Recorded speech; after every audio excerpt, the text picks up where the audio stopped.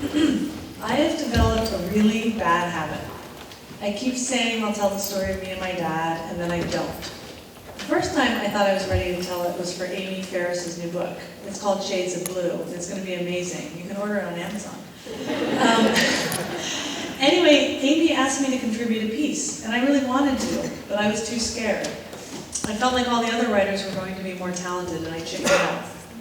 And then I read about this show, and I wanted to sell some cakes. Amy, Quinn, and Logan Fisher, the producers of the show, they were delighted.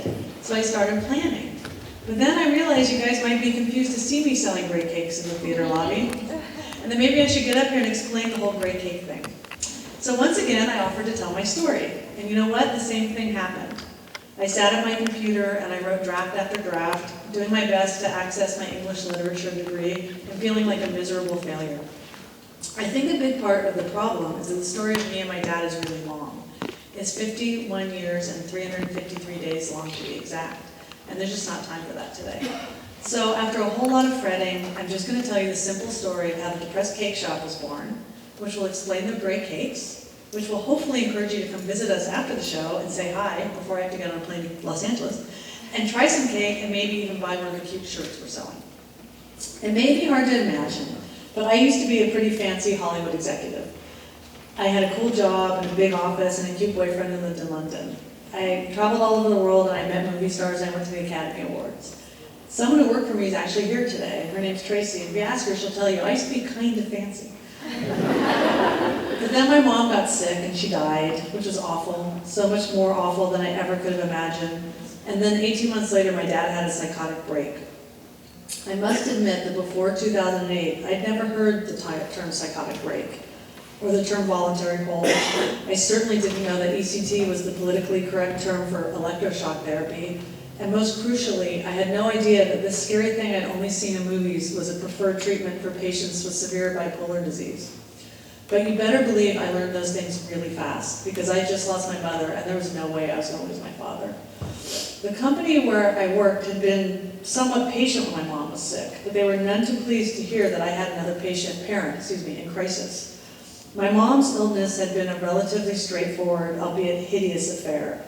Diagnosis, treatment, false hope, death, a journey too many families of cancer patients know all too well. But this time we were in uncharted waters. Mental illness is not as straightforward as cancer. I found myself apologizing to my boss, joking about how lucky it was that I only had one parent left. The joke covered an ugly truth. My dad was severely ill, and I had no idea what was going to happen from one day to the next. I had a feeling that my boss was going to have to get used to me being distracted at best and absent at worst. This is the part, which I keep telling her, where I wish my sister was here, because she's funny, and this is a funny story. So she came home because I was in England, and my dad was sick. He was telling her he was going to die, he was never going to eat again. It was awful, and she was wasting her time, and she should just leave so he could get about the business of dying. And she decided that the best thing to do was make my mother's chicken salad, because that was going to make everything better. So she got out the chicken and the celery and the mayonnaise, and she made him this chicken salad sandwich. And the entire time he was saying, "You are wasting your time, there's no way I'm eating that chicken salad, just go home and just leave me alone." But she was undaunted. So she made the chicken salad and she put it down on the table, and he took one bite and he looked up and said, "Honey, do you have any pickles?"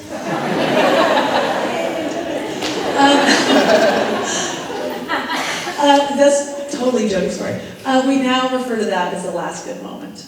The two of us moved into his house, armed with the bottle of Cymbalta a psychiatrist had prescribed him, and we waited for things to return to normal.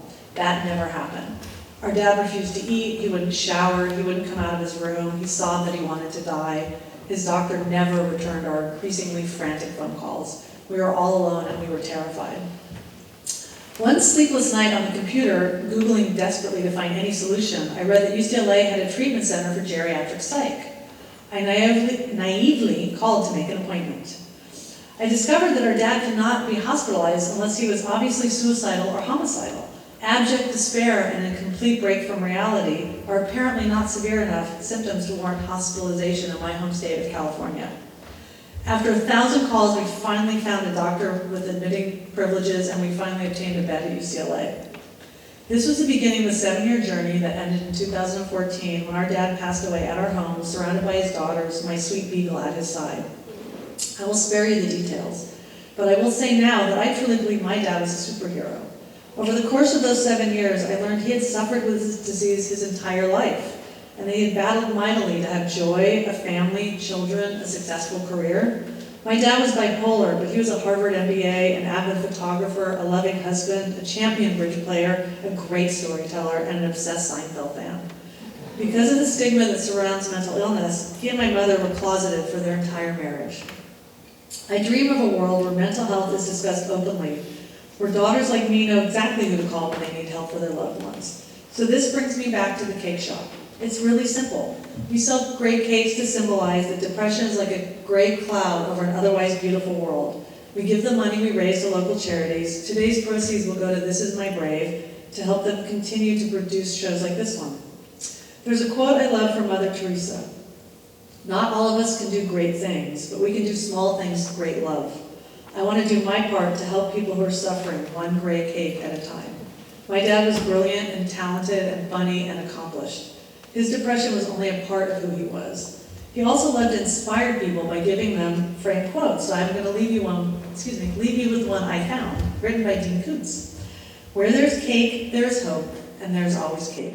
Thank you for being here.